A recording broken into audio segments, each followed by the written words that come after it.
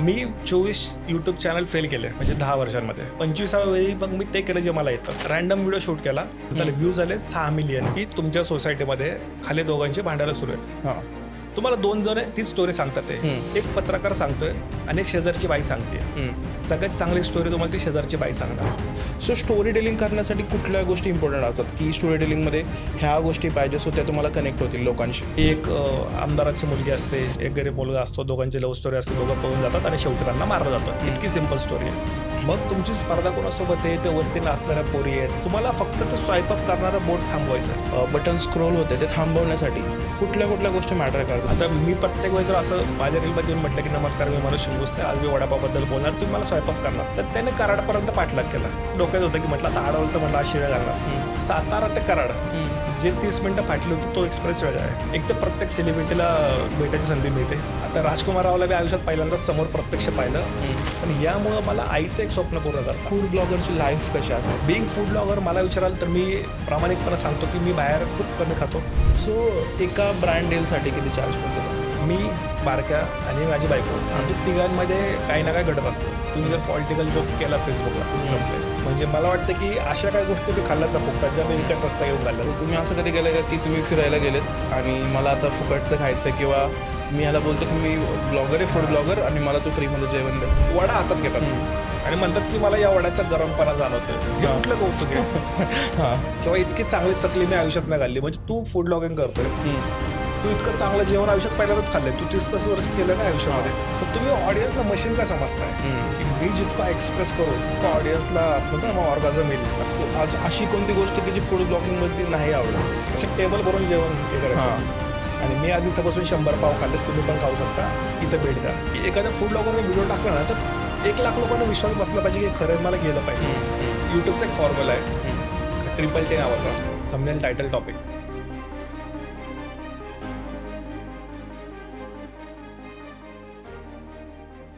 Manoj Shinguste spicy kick या नावाने तुम्ही फेमस आहात. पण जे लोक तुम्हाला अजूनही ओळखत नाहीत त्यांना मनोज शिंगुस्ते काय ते थोडं सांगा. लेखक म्हणून मला स्वतःची ओळख सांगायला आवडतं ओके. की मी लिहितो. मग लिहिल्यानंतर पुरं ठरतं की ते व्हिडिओमध्ये पोस्ट करायचं की टेक्स्टमध्ये करायचं की इमेजमध्ये. ओके. सो मी स्वतःला रायटरच समजतो. ओके. सो तुमचं स्पायसी किक हे चॅनलचं नाव कसं सुचलं. मी 24 YouTube चॅनल फेल केले 24. म्हणजे 10 वर्षांमध्ये. ओके. प्रत्येक चॅनल 1000च्या वर गेलं नव्हतं. तर 25वा जेव्हा सुरू केलं तेव्हा पण मला असं वाटलं नाही की एवढा विचार केला पाहिजे नावावरती. कारण मला माहिती आहे हे 25वा पण तसंच कुठेतरी 100-200 फॉलोअर होणार संपणार. मग मला फक्त पाहिजे होतं की Instagramला एक नाव आलं पाहिजे, 2 नावं नको आहेत. मग मी फूड संदर्भात सगळी नावं सर्च केली. मग हे एकच नाव होतं जे अवेलेबल होतं. ओके. म्हणून ते फायनल केलं. त्याला काय अर्थ नाही, काय नाही. ओके. असंच. तुम्ही जे आधी 25 चॅनल क्रिएट केले होते ते फूड रिलेटेड होते की कसे चॅनल्स होते. ते ट्रेंड रिलेटेड होते. जसं रेसिपी लोकं बघतात ते. तेव्हा मला वाटायचं उद्यापासून रेसिपी केल्या पाहिजेत. मग लोकं ट्रेकिंग करायचे. मला वाटलं ट्रेकिंग केलं पाहिजे. लोकं मोठं व्लॉगिंग करायचे. मी काही करायचो. म्हणजे जे मला दिसायचं YouTubeवरती की यानं हे सुरू केलंय आणि याचे 1 मिलियन फॉलोअर्स आपण पण हे करायचं. ओके. सो मी 24 जणांच्या कॉपी केल्या होत्या आणि 25व्या वेळी मग मी ते केलं जे मला येतं.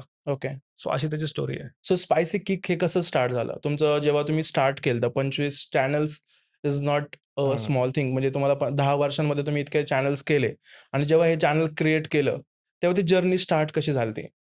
स्पायसी किक ॲक्सिडेंटल होतं. म्हणजे मी आयफोन घेतला. मी असा माणूस होतो की ज्याचं असतं की आपण नाही का जे सगळे अँड्रॉइडवाले असतो जे सगळे आयफोनला शिव्या घालतात की एवढा महागाचा कुठं फोन असतो का, कशाला घेतला पाहिजे का. पण फ्लिपकार्टला सेल लागला, मला 45,000ला फोन मिळाला. मी तो EMI वर घेतला आणि फोन घेतल्यानंतर आपल्याला सगळ्यांना म्हणजे आपल्या बुद्धीला एवढंच कळतं की याचा कॅमेरा चेक करायचा, बाकी काय नाही. सो आयफोन घेतला. रात्री 11 वाजता ठरलं की नाईट मोड चेक करू. मग बायको आणि मी गेलो मोमो खायला. तिथं मग असंच रँडम व्हिडिओ शूट केला की नाईट मोड कसा येतोय आणि मग सगळ्यात क्लिप कनेक्ट केल्या आणि त्याला असं काही व्हॉइस ओव्हर केला. सो पहिला तो असा व्हिडिओ होता ज्यात निगेटिव्ह होतो एखाद्या फूडबद्दल की मोमोज चांगले नव्हते आणि मी तो फेसबुकला पोस्ट केला. ओके. तर तो फेसबुकला माझे मित्र होते म्हणजे फ्रेंड्स होते 2000 आणि त्याला व्ह्यूज आले 6 मिलियन. ओके. म्हटलं एवढं कसं काय 60 लाख लोक कसं पाहतील ना. मग मी तो सेम Instagramला पोस्ट केला आणि तिकडे पण 2.5 मिलियन व्ह्यूज आले. मला एक कळालं की अशा टाईपच्या व्हिडिओमध्ये स्कोप आहे. मग दुसऱ्या दिवशी आम्ही जुडिओचा शूट केला. मग KFC केला, मग मॅगडी केला. प्रत्येकाला 2-2 मिलियनच्या वरती व्ह्यूज आले. ओके. सो अशी त्याची सुरुवात झाली. ओके. सो ॲक्सिडेंटल आहे ते. ओके. सो तुम्ही आधी जेव्हा 25 वेळा वेगवेगळा ट्राय केलं होतं, ह्यावेळी तुम्ही जेव्हा पहिलीच रील तुमची पहिलीच व्हिडिओ एवढ्या 6 मिलियन पर्यंत किंवा इतकी व्हायरल झाली, तर दोघांमध्ये काय चेंजेस केले होते, ज्यामुळे तुम्हाला अशी गोष्ट नोटीस झाली, की हां, हे मी आधी केलं होतं, हे वर्क नाही केलं. पण आता ही गोष्ट झाली, की ही वर्क झाली. काय चेंजेस होते त्यामध्ये? इथं मी रिअल होतो. म्हणजे माझा स्वभाव जसा एखाद्याला टोचून बोलणं हं. किंवा टोमणे मारणं, हां. मी ते केलं त्या व्हिडिओमध्ये जे मला येतं. ओके. इथं मी अजिबात आर्टिफिशियल नव्हतो, की हं. उगाच स्वच्छपणे बोलायला जायचं हं. किंवा जे मला येत नाही ते करणं किंवा ओके. उगाच स्वतःचा मेकअप करून कॅमेरापुढे असं काहीच नव्हतं. हं. यात तेच होतं जे मला येतंय सिंपल. ओके. हं. बोला, बोला. आणि जेव्हा मग ते पोस्ट केलं, तेव्हा लोकांना तीच गोष्ट आवडली जी माझी निगेटिव्हिटी आहे. ओके. मग मला वाटलं, की हां, टोमणे मारणं हेच कंटेंट आहे आणि मग तिथून सुरुवात झाली. ओके. सो निगेटिव्हिटी आणि टोमणे मारणं हे लोकांना बघायला आवडतं. हां. ओके. सो नेमकं लोकांना काय बघायला आवडतं? नेमकं स्टोरी टेलिंग त्यातली, की त्यातली चांगली व्हिडिओग्राफी असेल किंवा त्यातलं एखादं व्यक्तिमत्व, तर नेमकं लोकांना बघायला काय आवडतं? मी तुम्हाला एक प्रसंग सांगतो, हं. की तुमच्या सोसायटीमध्ये खाली दोघांची भांडणं सुरू आहेत. हां.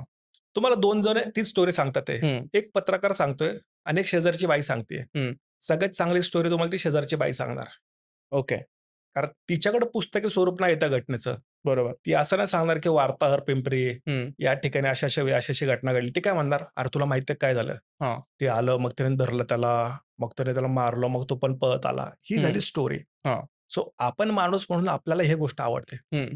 की चाड्या, गॉसिप्स, हं. चुगल्या, स्टोरी हं. टेलिंग हीच असते. हं.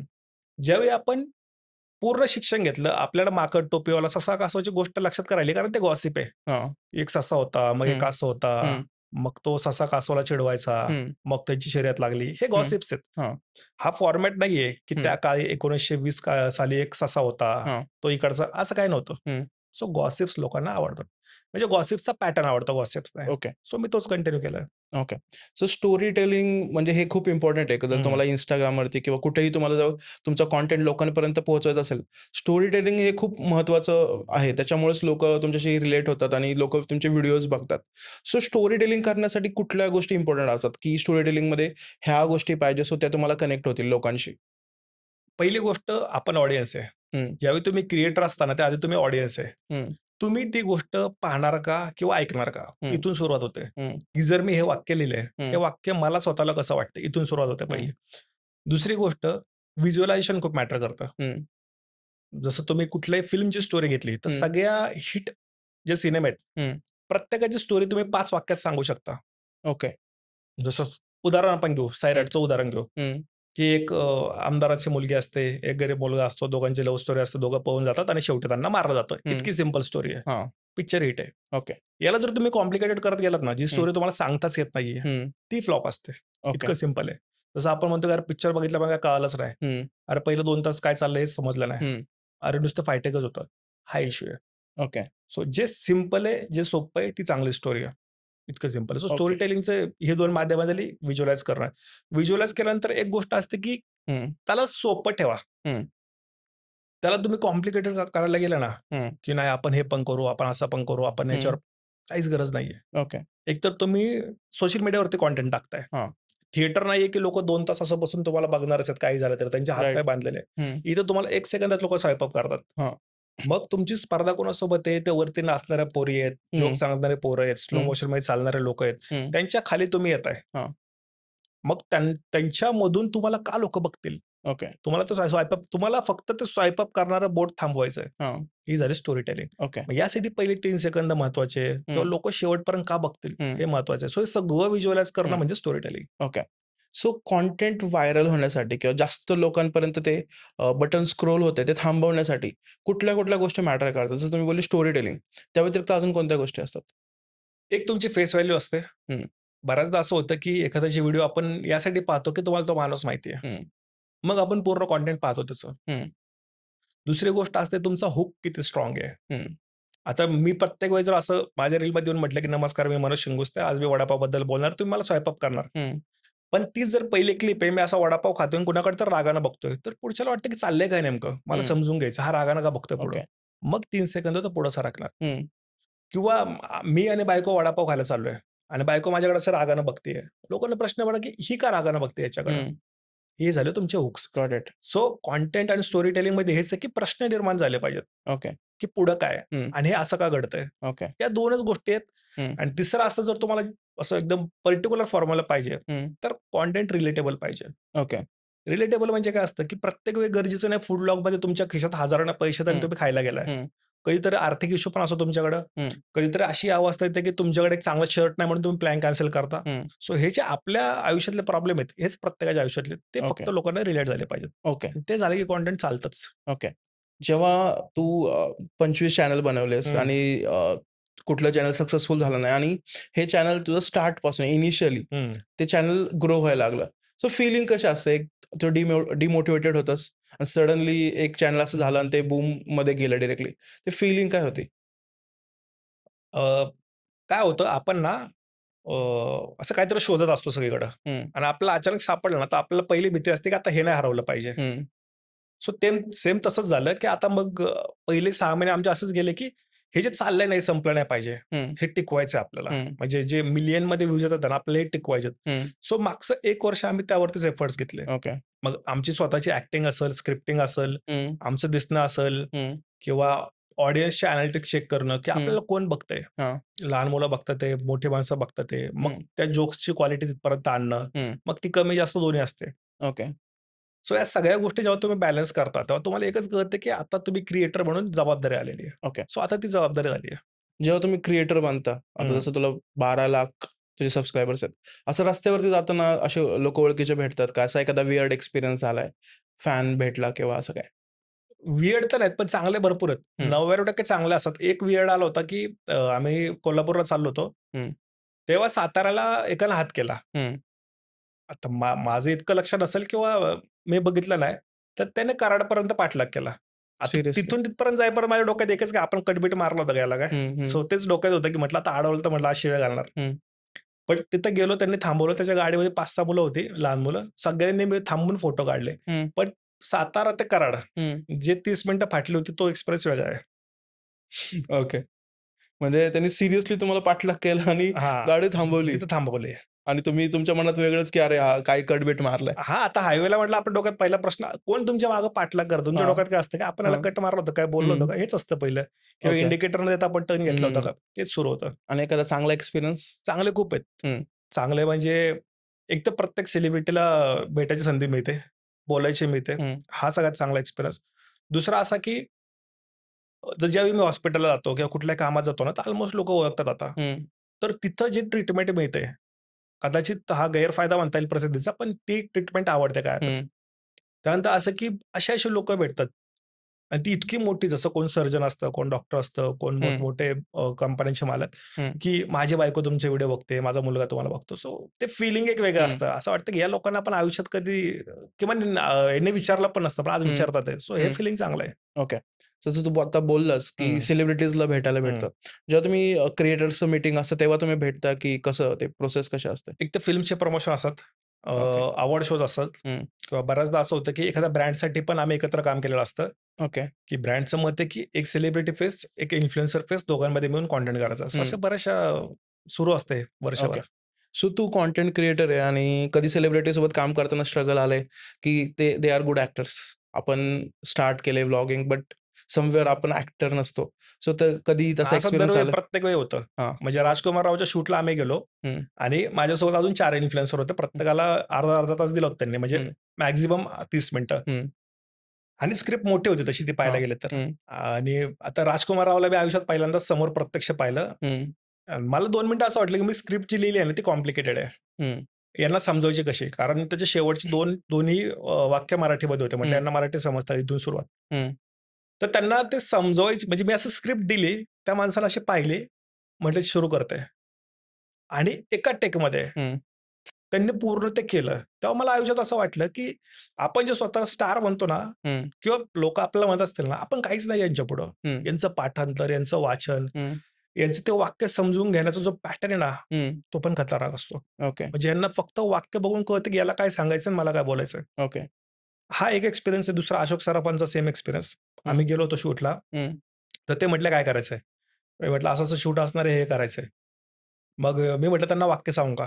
तर ते म्हटले, "ठीक आहे, सांग." एकदा त्यांना सांगितलं. मला वाटतं पूर्ण शूट होईपर्यंत त्यांनी मला परत विचारलं पण नव्हतं, हं, की इथं काय बोलायचं. पाठांतर, ऑब्झर्वेशन या लोकांचं खतरनाक असतं. हं. सो हा एक एक्सपिरियन्स सेलिब्रिटी सोबतचा आहे, की ते मेंटली खूप मॅच्युअर आहेत आपल्यापेक्षा. अच्छा. No doubt. ओके. सो आत्तापर्यंत जितक्या सेलिब्रिटीजला वगैरे त्यांच्यासोबत तू काम केलंय, त्यातला एखादा असा आठवणीतला क्षण किंवा एखादा आवडता क्षण कोणता आहे? आवडता मला वाटतं अशोक सराफांसोबतच आहे, ओके. की झालं असं, की मी नेमकं त्यावेळी आईला सोबत घेऊन गेलो होतो हं, त्या शूटला आणि आईनं अशोक सराफांचा पहिला सिनेमा पाहिला होता आयुष्यामध्ये हं, आणि मलाही असं कायम वाटायचं, की या माणसाला भेटायचं कधीतरी आपल्याला. हं. आणि ती संधी मिळाली. मग जेव्हा आई अशोक सराफांना भेटली, तेव्हा मामा पण जवळपास बराच वेळ आईशी बोलत होते.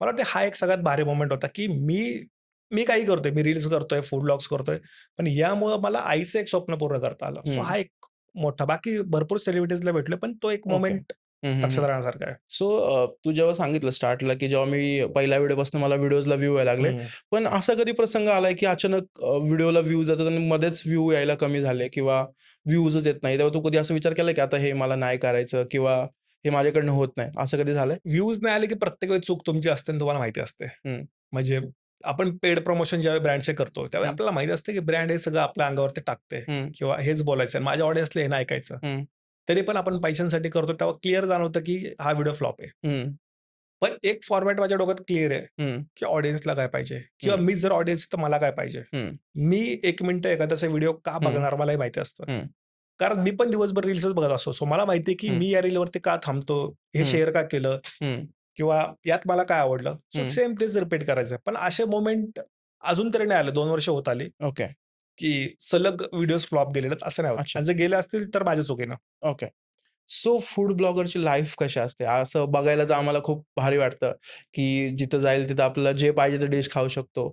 इव्हन स्वतःहून लोकं तुम्हाला बोलावलं जातात. तर ती लाईफ कशी असते फूड ब्लॉगरची? प्रत्येक फूड ब्लॉगर वेगळा आहे. प्रत्येकाचं आयुष्य वेगळं आहे. हं. म्हणजे फूड ब्लॉगर्सचे पण टाइप असतात.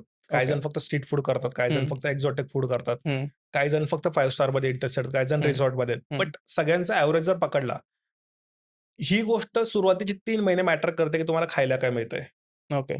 तुम्ही 3 महिन्यानंतर असं होतं, की आता मला खायचं नाही, मला फक्त शूट करायचं. तुम्ही हं. खाणार किती? एक लिमिट असतं. एक्झॅक्टली. हां. आणि तुम्ही किती म्हणजे एका प्रांतामध्ये महाराष्ट्रामध्ये आपण फिरतोय ना, तर तुम्हाला जास्त व्हरायटी बघायला नाही मिळत. हं. चिकन थाळी असेल तर तशीच असते सगळीकडे. हां. थोडाफार फरक असतो. हं, दुसरं असं, की शूट करताना हं, बऱ्याचदा असं होतं, बऱ्याचदा प्रत्येक वेळी नाही होत, पण बऱ्याचदा असं होतं, की फूडमध्ये जास्त कलर टाकला जातो. म्हणजे हं, फक्त शूटच्या वेळी हं, तेल जास्त टाकलं जातं हं, किंवा हाल्फ कुक्ड म्हणजे तंदूर जे असतं, हं, त्याला अर्धं कुक केलं तरच त्या कॅमेऱ्यात चांगलं दिसतं. हं, त्याला पूर्ण तंदूर केलं तर ते बारीक होऊन जातं. हं, तर असं फूड असतं. हं, त्यामुळं हे एक मोठे चॅलेंज आहे. आपल्याला कॅमेरा दिसतं, की सगळं चांगलं आहे. हं. बट ऑफ द कॅमेरा भरपूर गोष्टी आहेत. ओके. बीइंग फूड ब्लॉगर मला विचाराल तर मी प्रामाणिकपणे सांगतो, की मी बाहेर खूप कमी खातो. हं, फक्त शूटपुरतं खातो. हं, दुसरं असं, की मला जर वाटलं एखाद्या रेस्टॉरंटचं जेवण चांगलं नाहीये, हं. मी कितीतरी व्हिडिओ पोस्ट नाही केलेले. मी पैसे सिरियसली. परत दिलेले आहेत. मी पोस्ट नाही केलेले.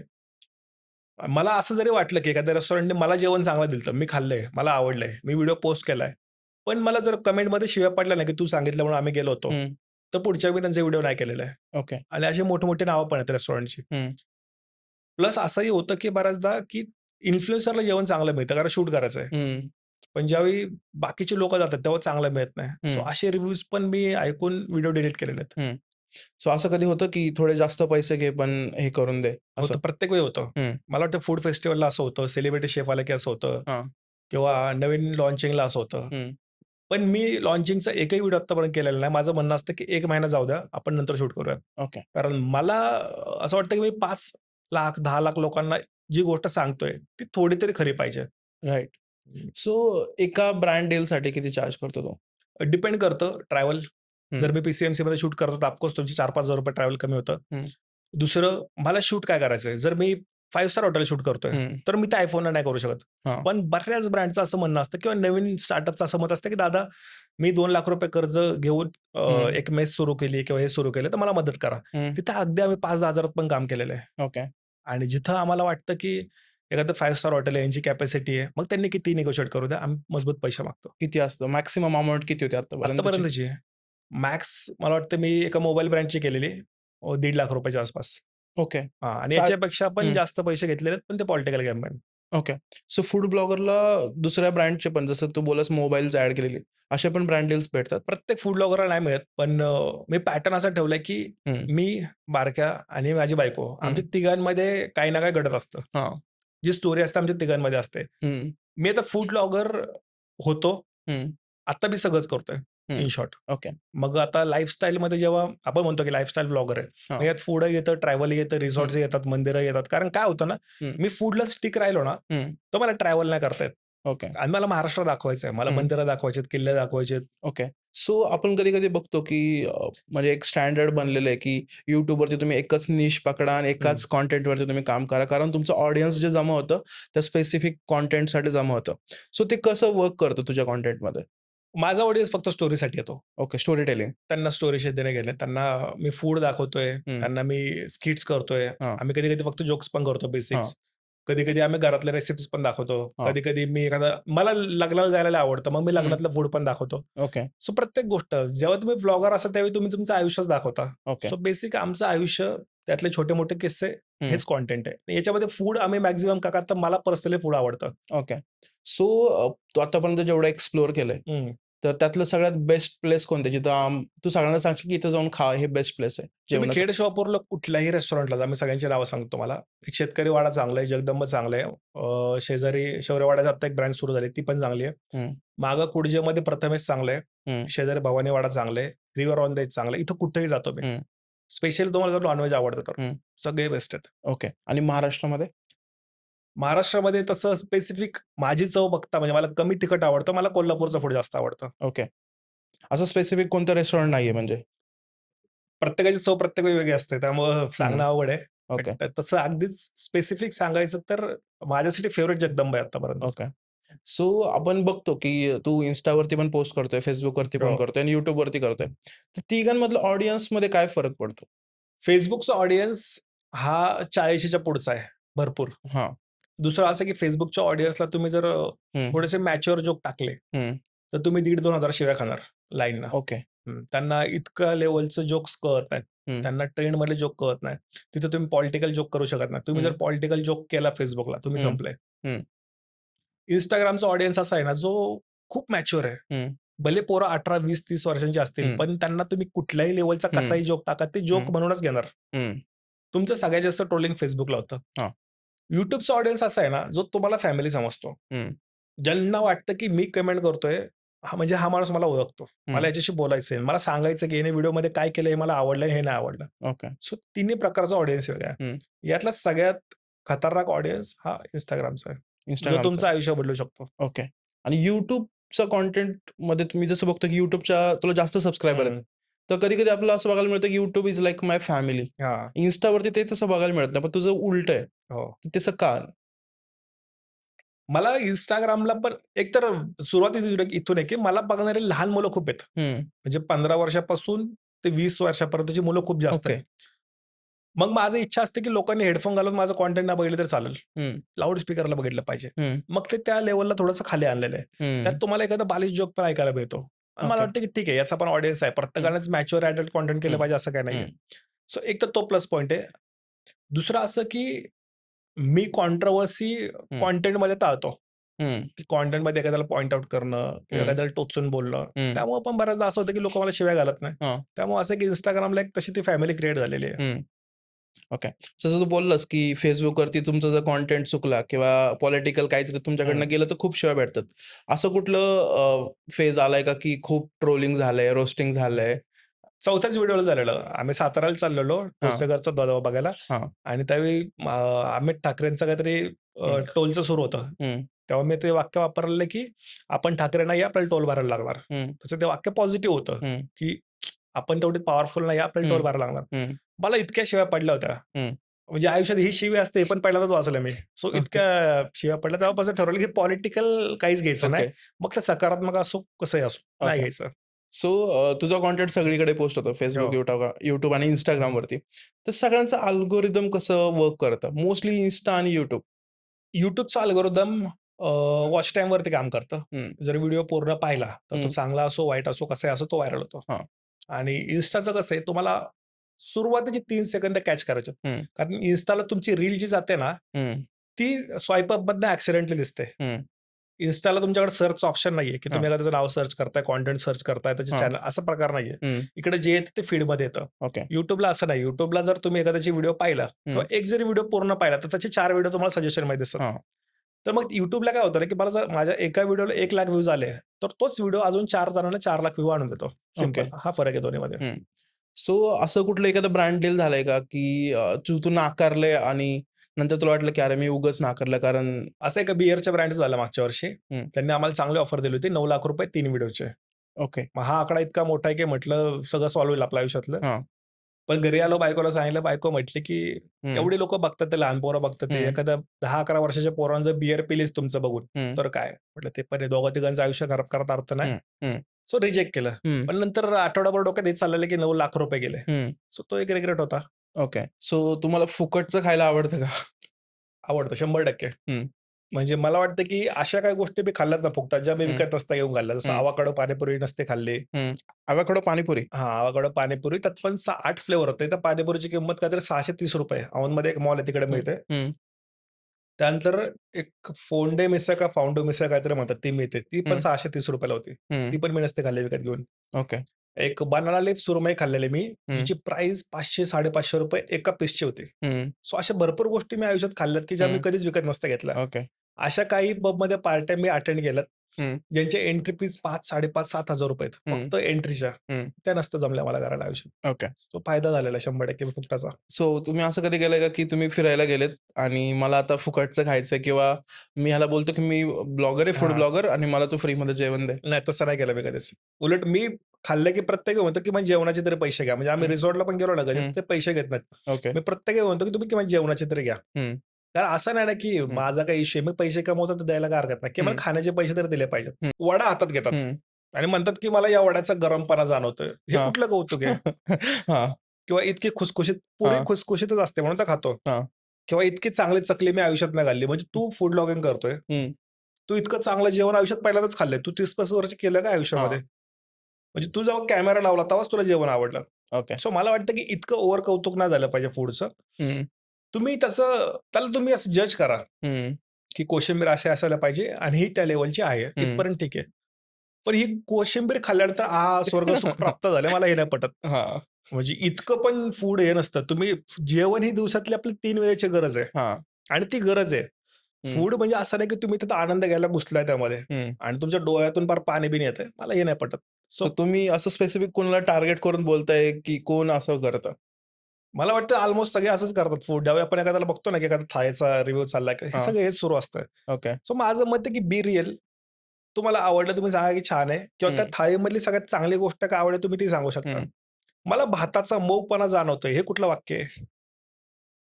तुम्ही हे सांगा, की प्रत्येक वेळी मी कोलम खातो किंवा बासमती खातो, पण आज हं. इंद्रायणी मिळालं तर मजा आली. ओके. आपण घरात असंच बोलतो ना, "याला बरं हं. झालं इंद्रायणी केला." हं. हे वाक्य असतं. सो तुम्ही ऑडियन्सला मशीन का समजताय? हं. की मी जितका एक्सप्रेस करू, तितकं हां. ऑडियन्सला म्हणतो ना, हं. मग ऑर्गाझम येईल, हां. की "अरे बापरे! खतरनाक व्हिडिओ." असं नाही हां. होत. So be real with the food. म्हणजे मोस्टली जे फूड ब्लॉगर आहेत ते थोडी ॲक्टिंग करतात. फेक असतं सगळ्या गोष्टी. Fake acting. मला वाटतं उत्तरेकडचे जे फूड ब्लॉगर्स आहेत ना, त्यांच्या तर ॲक्टिंग बघायच्या. हं. की कोथिंबीर टाकली दिसतंय, तरी हं. विचारतात भाईसाहब एक ॲड आला. हं. हे किती भयानक आहे. हं. तुम्हाला व्ह्यूज मिळतात आहे, तुम्हाला कंटेंट मिळतो, सगळं मान्य आहे. हं. पण मग ती फूड ब्लॉगरची जी रिस्पेक्ट आहे मार्केटमधली, हं. तिचं काय? हं. सो तुमच्याकडे लोकांना थोडं एक्सपर्ट म्हणून पण पाहिलं पाहिजे. हं. तुम्हाला नावं ठेवता आली पाहिजेत. हं. प्रत्येक ठिकाणी, प्रत्येक जेवणामध्ये काही ना काही एक छोटी चूक असते ना, ते पण हं. सांगता आली पाहिजे. हं. सगळं चांगलं आहे. हं. म्हणजे मिठाचा खारटपणा मला जाणवतो. हे काय? हं. मीठ आहे त्यात काय असं कॉन्ट्रिब्युशन काय त्यांचं? सो इथून सुरुवात आहे. मग माझं मत आहे की बी रिअल राहो. हां. तुम्ही करताय ना, हं. थोडंसं रिअल राहा. हं. सो अशी कोणती गोष्ट की जी फूड ब्लॉगिंगमधली नाही आवडत म्हणजे पटतच नाही मला ही गोष्ट, की हीच आहे ती गोष्ट? ही नाही अजून भरपूर आहेत गोष्टी. कोणत्या? एकतर असं टेबल भरून जेवण हे करायचं हां. आणि मी आज इथं बसून 100 पाव खाल्लेत, तुम्ही पण हं. खाऊ शकता. इथं भेट द्या. हं. हे सगळ्यात खोटं आहे. हं. क्लिअर सांगा, की तुम्ही ₹100 मध्ये अनलिमिटेड खाऊ शकता. हं. That's it. हं. सो ही एक गोष्ट आहे, की जे तुम्ही खूप जास्त सांगता ना वाढून, हं. ते थांबलं पाहिजे. हां. जे आहे ते सांगा आणि लोकं मॅच्युअर होतो. आपल्याला एखादा माणूस फोन अफोर्ड करतोय, इंटरनेट पॅक अफोर्ड करतोय ना, तर तो मॅच्युअर असतो. त्याला हं. कळतं आपण हां. काय बोलतोय ते. हं. सो रिअल राहिलं पाहिजे फूड ब्लॉगिंगमध्ये. म्हणजे अच्छा. एक मला वाटतं फूड ब्लॉगिंगची एक अशी वेव्ह आली पाहिजे ना, की एखाद्या फूड ब्लॉगरने व्हिडिओ टाकला ना, तर 1,00,000 लोकांना विश्वास बसला पाहिजे, की हे खरं आहे, मला गेलं पाहिजे. हं. हं. YouTubeमध्ये थंबनेल किती मॅटर करतं? YouTubeचा एक फॉर्म्युला आहे, हं. ट्रिपल टे नावाचा. Thumbnail, title, topic.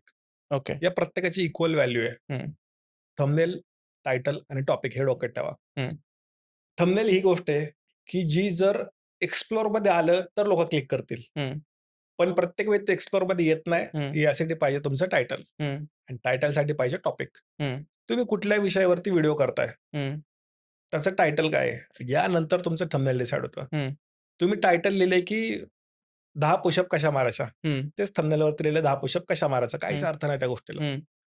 पुशअप मारणारी एखादी व्यक्ती जी दिसतीये तुम्हाला आणि तिच्या बायसेप्सवरती एक लाल कलरचा तुम्ही मार्क केलाय. हं, तर त्याचं टायटल पाहिजे चुकीच्या पद्धतीने पुशअप्स का मारू नये किंवा हं, कशा मारू नये. हं. तर तुमचा तो व्हिडिओ चालणार. ओके. विषय तोच, टायटल तोच, फक्त तुम्ही कसं दाखवताय हं, हे. आणि यासाठी ए-बी टेस्टिंग नावाचा एक प्रकार असतो. तुम्ही तो हं, पण करू शकता, हं. की 4-5 थंबनेल लावून बघायचे. जो चालेल ते YouTube सांगतं, की हे चालतंय ते. ओके, सो थंबनेल मॅटर्स, पण त्याआधी टायटल आणि टॉपिक मॅटर करतं. ओके. सो YouTubeवरती जास्त व्ह्यू कसे मिळवायचे? इम्प्रेशन्स कसे वाढवायचे? इम्प्रेशन्स वाढवण्यासाठी सगळ्यात इम्पोर्टंट असतं रिटेन्शन. हं, YouTube तुमचे 0 फॉलोअर्स जरी असतील, हं, तरी 100 लोकांना तुमचा व्हिडिओ दाखवतो. 100, 200, 300 मॅटर करतं. हं, हं, त्या 100-200 लोकांपैकी 50 लोकांनी जर तुमचा व्हिडिओ पूर्ण हं, पाहिला, हं. तर तो व्हिडिओ मिलियनला जाणार म्हणजे जाणार. ओके. एकदा YouTube काय आहे ना, YouTube एक सिस्टम आहे. एक माणूस समजा, की ज्याला वाटतं लोकांनी माझ्याकडे पाहत बसावं, लोकांनी हं, माझ्यापासून दूर जाऊ नये, लोकांनी दुसऱ्या हं, ॲपकडे जाऊ नये. आणि हं, जर तुम्ही ते तुमच्या व्हिडिओतनं ते साध्य होतंय. हं, लोकं जर 10 मिनिटं तुमच्या व्हिडिओवरती टिकतात आहे, हं. तर YouTube तुमच्यासाठी काही करेल.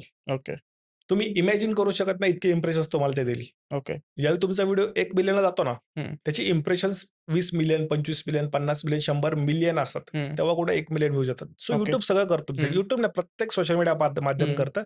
आपल्याला कंटेंट चांगला बनवायचा आहे. ओके. ऑडिओ रिटेन्शन म्हणजे तुमचा कंटेंट चांगला असेल तरच ते ऑडिओ रिटेन्शन भेटते आणि storytelling. Storytelling. Okay. So Marathi कंटेंटला अल्गोरिदम तितका आहे का? कारण इंग्लिश आणि हिंदीला जास्त पुश बघायला मिळतो. मराठीला पण तितकाच अल्गोरिदम वर्क करतो? 100% मराठी काय आहे, तुम्ही ना कुठल्याही भाषेतलं कंटेंट घ्या. हां. ज्यावेळी पुष्पा त्यांच्या साउथ इंडियन भाषेमध्ये बनला, हं, त्यांच्या डोक्यात पण नव्हतं की बाकीचे लोकं ते बघतील. हं, नंतर तो डब होतो, लोकं बघतात. सो हं, काहीच मॅटर करत नाही भाषा कोणती आहे, काय आहे. हं. कंटेंटमध्ये दम पाहिजे. ओके. जसं आपण नवीन रॅपर आता हनुमान काइंडचं तुम्ही एक्झाम्पल घ्या. हं, तो रॅप मला एकदाही नाही कळाला. तेवढं स्पीडनं इंग्लिश मला कळत पण नाही. हं. स्टिल तो मी कितीतरी वेळा ऐकलाय. सो हां. Content matters. Okay. Visuals matter करतात. हं, आणि मराठीचं काय आहे ना, मराठीचा ऑडियन्स हा 100 मिलियनच्या आसपास आहे. हं. त्यातनं तुम्हाला 1% लोकं पाहिजेत, 1 मिलियन पाहिजेत बस आणि मिळतात ओके, तेवढे. ओके. सो ज्यांना कंटेंट क्रिएशन आता 2026 मध्ये स्टार्ट करायचं आहे, हं. त्यांच्यासाठी तुमच्याकडनं काय टिप्स भेटतील YouTubeमध्ये? आता तुमच्याकडे एक्सक्यूज नाहीयेत, हं, की माझा कॅमेरा शेक करतोय, माझ्याकडे माईक नाहीये, ॲडजस्ट करा. कोण नाही करणार. हं, आता लोकांना लागली Netflixची सवय. हं, तुम्ही YouTubeला व्हिडिओ पण करताय, तर Netflixच्या जवळपास क्वालिटीचा पाहिजे. हं, मागं काहीतरी आवाज येतोय किंवा नॉईज क्लिअर नाहीये. हं, आता कोण नाही समजून घेणार. ही कोविडच्या आसपास चालून जायचं सगळं, आता नाही हं. चालत. So okay. आता जर तुम्ही कंटेंट करताय, हं. तुमची स्पर्धा डायरेक्ट मिलियनवाल्याशी आहे. ओके, तुम्ही त्याचा टॉपचा व्हिडिओ बघा आणि त्याच्यापेक्षा भारी व्हिडिओ कसा करता येईल हा प्लॅन करा. ओके. आणि एआयमुळे सगळं ईझी आहे. हं, पहिलं तुम्हाला माहिती नसायचं, की नॉईज कसा काढायचा, हे कसं करायचं हं, किंवा स्टेबल फुटेज आता सगळं कळतं. हं. सो ते सगळं शिका आणि मगच कंटेंट करा. वेळ नका वाया घालवू. ओके, आणि दुसरं असं, की पहिला व्हिडिओ करायच्या आधी तुमचे 50 व्हिडिओ असे पाहिजे, जे तुम्ही शूट करून डिलीट केलेले आहेत. ओके. की मी कसा दिसतोय, कसा बोलतोय, माझा हं, आवाज चांगला आहे हं, का? आवाजामध्ये मॉड्युलेशन हे सगळं करा, रेकॉर्ड करा, हं, ते डिलीट करा आणि हं, जेव्हा तुम्हाला वाटेल, की हे माझं परफेक्ट व्हर्जन आहे. हं, हा व्हिडिओ मी जर 20 वर्षानं पाहिला स्वतःला, तरी हं. पण मला वाटेल, की हा चांगला होता. तरच पोस्ट करा. ओके. सो तुमचे आपण व्हिडिओज बघतो, त्यांना भरपूर व्ह्यूज वगैरे येतात. तुमची शूटची प्रोसेस कशी असते? तुमचं प्लॅन कसं होतं? तुम्ही एक्झिक्यूट कसा करता? त्याची शूटिंग, एडिटिंग, थंबनेल क्रिएशन सगळं थोडं प्रोसेसबद्दल थोडं सांगा? मी 3 प्रकारचे व्हिडिओज करतो. एक असंच व्हॉईस ओव्हर, त्यात प्युअर व्हॉईस ओव्हर आहे. हं, दुसरं असतं डायलॉग्स प्लस व्हॉईस ओव्हर, हं, ज्यात सुरुवातीला शेवटला डायलॉग असतो आणि हं, मध्ये व्हॉईस ओव्हर असतो आणि तिसरा हं, असतो, की प्युअर डायलॉग्स. हं, ज्यावेळी आम्ही डायलॉगचे व्हिडिओ करतो, त्यावेळी ब्रँडचे पॉइंट, आमचे पॉइंट, जोक्सचे पॉइंट, स्क्रिप्टचे पॉइंट सगळ्यांचं समजून एक स्क्रिप्ट हं, लिहिली जाते. हं, तर स्क्रिप्टची आम्ही एकदा रिहर्सल करतो, कारण हं, आम्ही तिघं वेगळे स्वभाव आहेत. हं, जसं मी वेगळा आहे, बायको वेगळी आहे आणि बारक्या वेगळा आहे. हं, बारक्या खूप लहान आहे. तर हं, त्याला ते समजवणं, ते हं, इमोशन्स समजवणं, मग हं, त्याच्याकडनं रिहर्सल करून घेणं. हं, सो यात थोडा वेळ लागतो आणि हे रिहर्सल केल्यानंतर मग ऑन लोकेशन जाणं. हं, मग जे घरी रिहर्सल केली ते शूट करणं हं, आणि मग एडिटिंग हे सिंपल. ज्यावेळी व्हॉईस ओव्हर करतो, त्यावेळी कंटिन्यू डोक्यात स्क्रिप्ट असते, हं, की यावरती जोक होऊ शकतं का? यावरती पंचलाईन होऊ शकतं का? हे सगळ्याच्या हिशोबाने ते शूट केलं जातं, मग हं. व्हॉईस ओव्हर केला जातो. ओके. आणि जिथं व्हॉईस ओव्हर प्लस स्क्रिप्ट आहे, तिथेही सेम प्रोसेस असते बघ, की आधी शूट करायचं मग व्हॉईस ओव्हर. ओके. फूड ब्लॉगरला जेव्हा फुकटे असं म्हणतात, तेव्हा कसं वाटतं? सुरुवातीला सगळे फुकटे असतात. मी पण सुरुवातीला जेव्हा फुकट जेवण मिळायचं, हां, मी पण खायचो धावून. पण हां, नंतर असं झालं, की ते खाऊन इतका कंटाळा आला, की आता म्हणजे शूटलाही नको हां, वाटतं. सो हां. सुरुवातीला सगळे फुकटच असतात. हं. ओके. सो यूट्यूबर बनण्यासाठी बेसिक रिक्वायरमेंट काय लागतात? की इतक्या गोष्टी तुझ्याकडे असतील किंवा इतकं स्किल तुझ्याकडे असेल, सो तू परफेक्टली एक यूट्यूबर चांगला बनू शकतोस इनिशियल फेजला. काय नाही बोलायचं हे पहिलं माहिती पाहिजे. काय नाही काय बोलायचंय? नाही बोलायचं ते, ओके. की मी नमस्कार माझं नाव हे, मी नगरमधनं पुरणपोळी बनवणार आहे. तुम्हाला पुरणपोळी बघायची असेल तर मला फॉलो करा. पहिले हं, लाईक करा आणि हं. तुम्हाला पुरणपोळी आवडली तर कमेंट करा आणि शेअर करा. हे ओके. बोलेपर्यंत 1 मिनिट संपलेला असतो. हं, मी आलोय कशाला पुरणपोळी बघायला. हं, कम टू द पॉइंट. हं, हे पहिलं नाही करायचं आपल्याला. हं, दुसरं हे, की ज्यावेळी तुम्ही एक्सप्लेन करताय ना, तर ते तुम्हाला हे नाही सांगायचं, की पुरणपोळी डाळीच्या पिठाची बनणार आहे. लोकांना एवढं माहिती आहे. हं, तुम्ही पॉइंटवरती या. हं, सगळे ज्यावेळी म्हणतो यूट्यूबर फेल झाला खूप मेहनत करून, त्याने या चुका केलेल्या असतात. हं, दुसरं असं, की प्रत्येक ग्रुपमध्ये ते शेअर नाही करत बसायचं. हं, प्रत्येक मित्राला पाठवलंय, लिंक पाठवली, की जाऊन हं, चेक कर. हं, कोणीही बघत नाही. हं, YouTubeच्या ढिगारा लिंक लोक एकमेकांना शेअर करतात. कोणी बघत नाही. तुम्ही हं, WhatsAppला स्टेटस टाकता, काही फायदा होत नाही. हं, तुमचा व्हिडिओ फ्लॉप होण्याचं सगळ्यात मोठं कारण म्हणजे तुम्ही शेअर केलेले लिंक असतात. हं, YouTube काय बघतं, की अरे याच्यावरती क्लिक तर आलाय, पण हा व्हिडिओ 1 सेकंद पाहून लगेच लाईक केला याला. हं, म्हणजे व्हिडिओमध्ये काहीच दम नाहीये. हं, कुठलंही कंटेंट हे तुम्ही अनोळखी लोकांसाठी बनवा. हं, तुम्हाला सोशल मीडियावरती अनोळखी लोकं मोठं करतात. तुमच्या हं, जवळचे अजिबात नाही करत. हं, जवळची माणसं ओपन करणार. त्यांना माहीत असतं काहीच नसणार आहे. हं, जाऊन ते डायरेक्ट कमेंट करणार, "वॉव नाईस व्हिडिओ, दॅट्स हं, इट." हं, ही दुसरी चूक आहे. हं, तिसरी चूक हं, लोकांचं असतं ना, की मला चेहरा तर नाही दाखवायचा. हं, मी स्कार्फ बांधून व्हिडिओ करते हं, किंवा माझ्या नवऱ्याला आवडत नाही, तर मी काय करते ना, फक्त हळू-हळू व्हॉईस ओव्हर करते असं हं, लपून-लपून. हां, नाही चालत सोशल हं, मीडियावरती. ओके. क्रिस्प फुटेज पाहिजे. हं, तुमच्यामध्ये कॉन्फिडन्स पाहिजे. हं, मी असं म्हणत नाही, की तुम्ही पहिल्या दिवशी 10 लाखांचा कॅमेरा घ्या. तुम्ही iPhoneनं शूट करा. पण बेसिक रिक्वायरमेंट काय आहे, तुमच्या चेहऱ्यावरती किंवा लाईट तरी आली पाहिजे. तुमचा हं, चेहरा दिसला तरी पाहिजे. हं, आपण पहिलेच काय करतो ना, "अरे, मला एडिटिंग नाही जमत आहे. मला आता iPhone कोण पकडणार? माझ्याकडे ट्रायपॉड पण नाहीये." हं, आपण ना 100 कारणं आणतो पहिली. हं, पण 100 कारणं आणण्यापेक्षा आहे ना आणि यासाठी तुम्हाला ह्या सगळ्या गोष्टी क्रॅक करायच्या असतील ना, तर फॉरेनचे चॅनल्स फॉलो करायचे. हं, ती लोकं भयंकर जुगाडू आहेत. हां, त्यांना माहीत असतं, की माझ्याकडे लाईट नाही ना, मला खिडकीमध्ये मग फोन ठेवायचा आणि शूट करायचं. हां, त्यांच्याकडे आवाज, दिसणं याच्यावरती हं, अजिबात कॉम्प्रोमाईज नाही. आपण हं, तेही सुरू केलं पाहिजे. सो या ओके, 4-5 गोष्टी ज्यात तुम्ही 100% केल्या पाहिजेत. यात अजिबात 1% एक्सक्यूज नाहीये. ओके. तुम्ही आता बोललात, की अननोन लोकं आपल्याला मोठं करतात. हं. सो तो जेव्हा तुम्ही स्टार्ट केलेला इनिशियल फेजला, तेव्हा तुमच्या मित्रांनी तुम्हाला सपोर्ट केला होता का? सपोर्ट सगळे करतात तुम्हाला. हं, प्रत्येक वेळी मी तुम्हाला सपोर्ट करेल, की तुम्ही ठीक आहे फॉर्च्युनर घेता घ्या. कारण 50 लाख तुमचे जाणार आहेत. सपोर्ट सगळेच एकमेकांना करतात. मुद्दा हा आहे, की ते खरंच चांगलं आहे का? हे तुम्हाला एखादा अनोळखी माणूसच सांगू शकतो. तुम्ही ओके. एखादा व्हिडिओ शूट केला आणि तुमच्या घरी दाखवला. ते म्हणणार आहेत, की "अरे काय फालतू बनवलंय." नाही हं, म्हणत कोण. चांगलंच बनवा. सगळे चांगलंच म्हणतात. हां, कारण त्यांना तुमचे एफर्ट, तुमचे कष्ट दिसले हं, सगळ्यांना माहिती असतं. हं, जो अनोळखी माणूस आहे ना, तो तुम्हाला ओळखत नाहीये. तो हं, तुम्हाला सगळं खरं सांगतो, हं, की व्हिडिओ चांगला नाहीये, हे चांगलं आहे, हे वाईट आहे. हं, त्याला आवडतं तो शेअरही करतो. हं, सो अनोळखी माणसं तुमचं करिअर बनवतात. सिंपल. ओके. सो असं कधी एक्सपिरियन्स आलाय का, की मित्र फेम आल्यानंतर वेगळी झालीत किंवा लोकांचा जे बघण्याचा पर्स्पेक्टिव्ह होता, तो फेम मिळाल्यानंतर असं बदलला? मला वाटतं, की रील बनवण्याचं फेम म्हणजे काय असतं? फक्त तुम्हाला 4 लोकं फोनमध्ये बघितलात, ते समोर आठवतं ते रील बनवलं एवढंच असतं. हं, रील स्टारचा फेम म्हणजे असं नाही, की तुम्ही हायवेला चालला आणि तुमच्यासाठी हायवे बंद केलाय. एवढं तर नाहीये. हं, त्यामुळे इतका मित्रांमध्ये फरक पडत नाही. ओके. आणि बाकी फॅमिलीला पण मी म्हटलं, की फेमच्या व्याख्या प्रत्येकाच्या वेगळ्या हं, आहेत. जेव्हा आपण हं, स्टार म्हणतो ना, स्टार कोण असतो? हां, की ज्याच्यासाठी लोकं ₹500 तिकीट काढून, हं, हं, कपडे घालून, पावडर लावून थिएटरमध्ये येऊन बसतात ना, त्याला स्टार म्हणतात. हां, लोकं निवांत रिकामे फॅनखाली बसलेले आहेत हं, आणि तुमच्या रील स्वाईप अप करतायत. तुम्ही स्टार नाहीये. ओके. सो त्यामुळे इतका मोठा फरक तुम्हाला जाणवत नाही आयुष्यामध्ये. हां, ठीक आहे. प्रसिद्धीचा एक फायदा हा आहे, की हं, तुमची काही कामं होतात हं, आणि तोटा हा आहे, की प्रत्येक वेळी तुम्हाला चांगले कपडे घालून फिरायला लागतं. ओके, असं नाही, की तुम्ही शॉर्ट्सवरती निघाले दळण आणायला, असं नाही होत. सो तुम्हाला थोडंसं ते मेंटेन करावं ओके. लागतं. YouTube क्रिएटर्सचं जेव्हा मीटअप होतं, हं. तेव्हा तू कधी गेलायस तिकडं? हो, गेलोय. कसा एक्सपिरियन्स होता? तो एक्सपिरियन्स भारी असतो. कारण तिथं जेवढे पण लोकं येतात ना, प्रत्येकाला एकमेकांना समजून घ्यायचं असतं. हां, तिथं अल्मोस्ट सगळ्यांचा हाच प्रश्न होता, की तुम्ही 1 वर्षामध्ये 1 बिलियन फॉलोअर्स कसे केले, ते पण हं, शॉर्ट्समधून. हं, सो तो एक क्युरियस ऑडियन्स असतो, ज्यांना भरपूर प्रश्न असतात. सो तो हं, आणि तो अनुभव असा आहे ना YouTube फॅन पेजचा, एक तिथे लक्झरी इव्हेंट हं, असतात भरपूर. तिथं तुम्हाला भरपूर बोलायला लागतं, हं, भरपूर लोकांना भेटायला लागतं, प्रत्येकाला एंटरटेन करायला लागतं. हं, पण ज्यावेळी बाकीच्या क्रिएटर्सना तुम्ही भेटता ना, तुम्ही एका दिवसात इतक्या गोष्टी शिकता तिथं.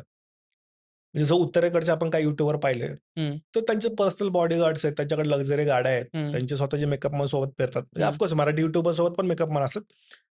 एका सेलिब्रिटीसारखं आयुष्य ती लोकं जगतात. हं, सो या गोष्टी शिकायला मिळतात. स्वतःला मेंटेन करणं किती गरजेचं आहे.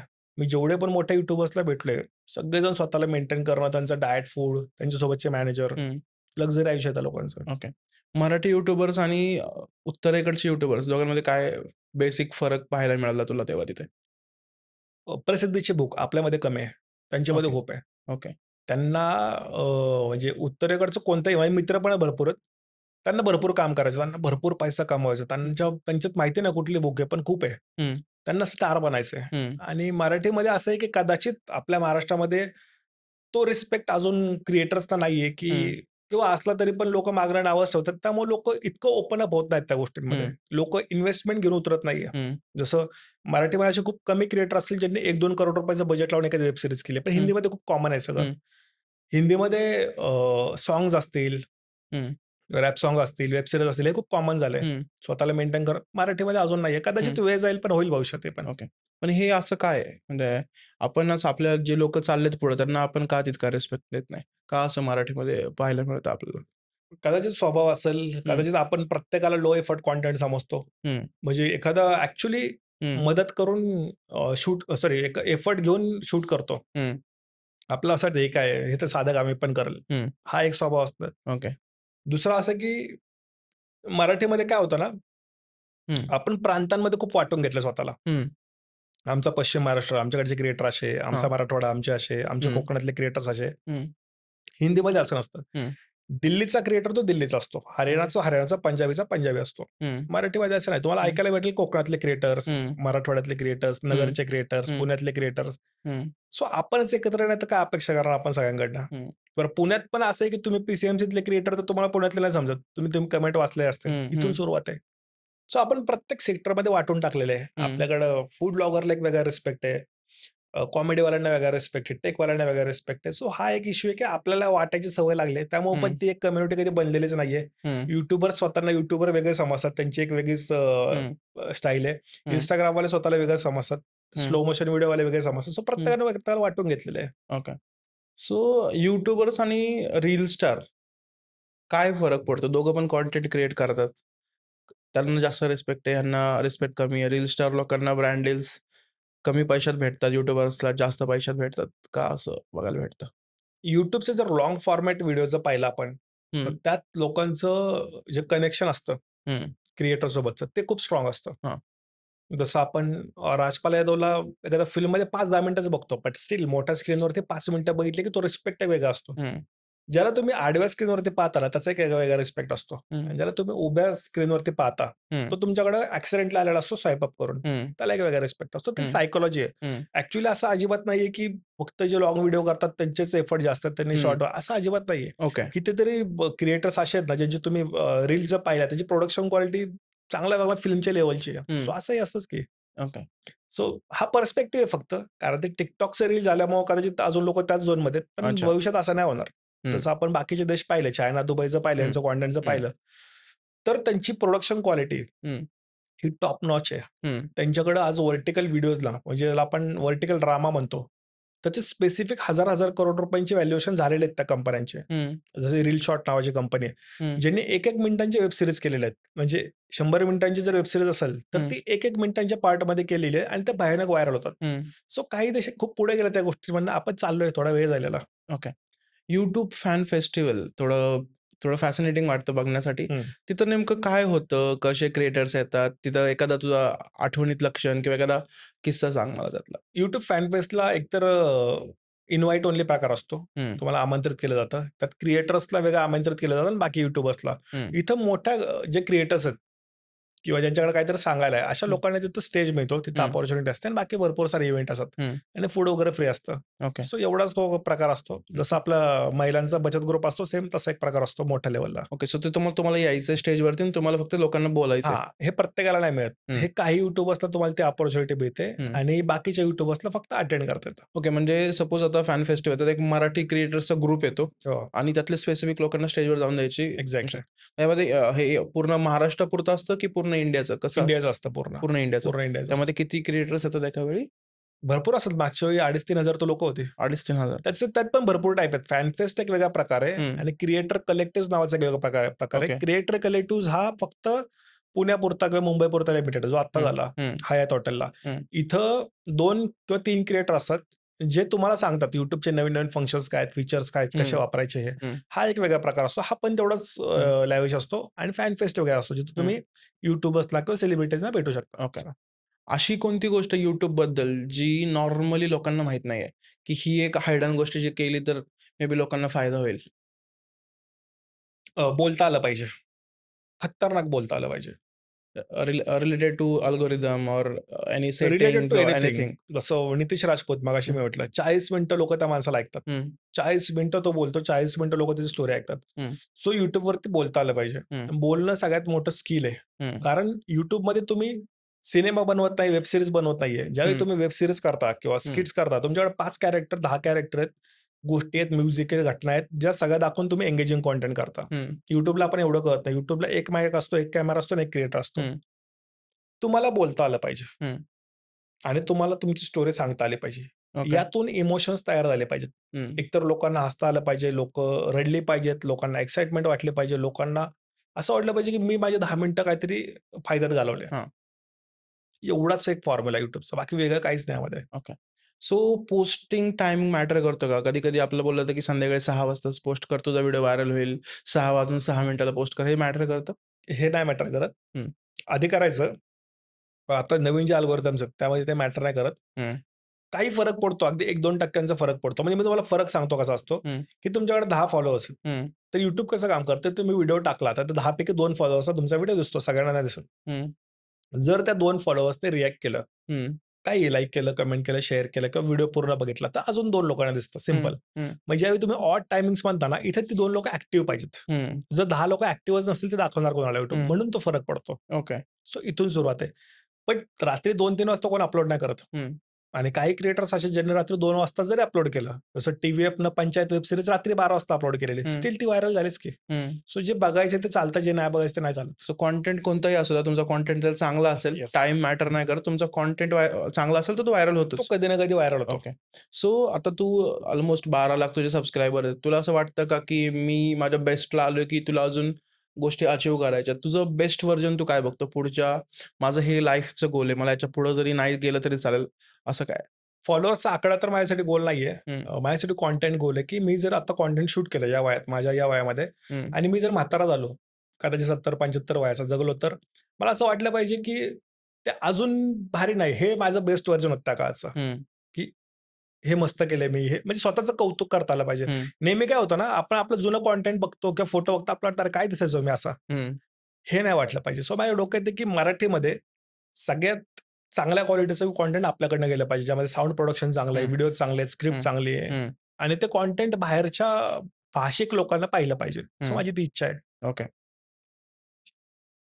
हो, नाही सॉरी. सो लास्टचा एक क्वेशन घेऊया. आरामात ऑलमोस्ट घ्या. मला वाटतं झालंय. तर जे मराठी क्रिएटर ज्यांना बनायचंय, त्यांना त्यांच्यासाठी एक टिप, एक लास्ट टिप की जे ज्यांना हेल्प होईल क्रिएटर बनण्यासाठी? मला वाटतं, की ज्याला क्रिएटर व्हायचं आहे ना, त्याने सगळ्यात आधी पंजाबी इंडस्ट्री पाहिली पाहिजे. हं, आपल्याला पंजाबी कळत नाही. हं, आपल्याला वाचता येत नाही, आपल्याला बोलता येत नाही. हं, आपल्या प्रत्येकाच्या फोनमध्ये पंजाबी गाणी आहेत. हं, हा असतो ॲक्चुअली क्रिएटर झोन. हं, याला म्हणतात क्रिएटर होणं. हं, ती लोकं कदाचित म्युझिक बनवत असतील, फिल्म बनवत असतील, पण पूर्ण देश ते ऐकतो किंवा देशाच्या बाहेर पण ऐकतो. म्हणजे पंजाबी जर एखादा सिंगर कॉन्सर्ट घेऊन पुण्यामध्ये येतोय, तर तो हाऊसफुल असतो. हं, आणि मराठी जर का एखादा गायकाने कॉन्सर्ट घेतला, तर लिटरली नाट्यगृह पण फुल होत नाही. हं, हा असतो कंटेंट. हं. जर तुमचा कंटेंट तुमची भाषा न कळता पण लोकांना कळत असेल, तो तितका अपील करत असेल, तर तुम्ही एक चांगले क्रिएटर आहे. का मी असं का म्हणजे बघायला मिळतं? काय मराठी कंटेंटमध्ये काय चुकतं आणि त्यांच्या ह्याच्यामध्ये अशी कोणती गोष्ट आहे, की जे त्यांना इतकं हे करते? एकतर हेवी प्रोडक्शन हं, म्हणजे भरपूर लोकं कंटेंट करतात ते. म्हणजे पंजाबी गाणी इतकी आहेत, की हं, लिमिट नाहीये. हां, दुसरं असं, की त्यांनी हिंदीला पकडलं हं, आणि पुरं सरकलं. मराठीचं असं नाहीये. हं, आपण मराठीला सेपरेट करतो लगेच हं, किंवा एखादा मराठी क्रिएटर थोडंसं हिंदी 2 शब्द बोलला तरी पण त्याला ट्रोल केलं जातं, हं, की मराठी बोलायला लाज वाटते का? हं, दुसरं असं की आपण मराठीला ती ब्रँड पोझिशनिंग देतच नाहीये, हं, की बाकीच्यांनी ते कॉन्टेंट बघावं. हं, आपण तेच जोक मारतो, आपण तेच विनोद करतो, आपण तेच कॉन्टेंट करतो जे मराठी माणसालाच रिलेट करतं. आपण हं, हा विचारच केला नाही की अरे हे कॉन्टेंट कधी दिल्लीच्या माणसाला रिलेट होईल का? हं, इथून सुरुवात आहे. सो बीइंग कंटेंट क्रिएटर तुम्ही आता 2026 मध्ये येता ना, तर तुम्ही डोक्यात ठेवा की तुम्हाला देश गाजवायचा आहे. हं, फक्त पुणे, मुंबई किंवा तुमची भाषा नाही. हं, दुसरं असं की तुम्ही जर बोली भाषा घेऊन कॉन्टेंट करताय, हं, तुम्ही आगरी भाषा बोलताय, मराठवाड्याची बोलताय किंवा हं, पश्चिम मराठीतली बोलताय, हं, स्टिल तुम्हाला ट्राय करायचं की ती भाषा पूर्ण देशात पोहोचली पाहिजे. जसं हरियाणी ॲक्सेंट आपल्याला कूल वाटतो हं. आणि इकडचं मराठवाड्यातला कूल आपल्याला पुण्यात पण वाटत नाही, तर बाहेर कधी वाटेल. इथून राइट. सुरुवात आहे. हां. सो आपल्याला आपल्यावरती कॉन्फिडन्स पाहिजे. सो तेच आहे की आता जे नवीन येतील त्यांना मला हेच सांगायचं की आता जर तुम्ही येताय ना, तर तुम्ही आता मराठी गाजवायला या. हं, आता फक्त व्ह्यूजसाठी, फॉलोअर्ससाठी नका येऊ. हं. ओके. सो तुमची एक्सपर्टीज, तुमचं जे एक्सपिरियन्स होता, जे तुम्ही आज आमच्यासोबत शेअर केला, आय थिंक तो बऱ्याच लोकांना हेल्पफुल ठरेल. त्याच्यामुळे बरेच लोकं YouTube कंटेंट क्रिएटर बनण्यासाठी त्यांना ह्या गोष्टी आयुष्यामध्ये महत्त्वाच्या ठरतील. So thank you. तू आज आमच्या येस. पॉडकास्टमध्ये आलास. धन्यवाद. धन्यवाद.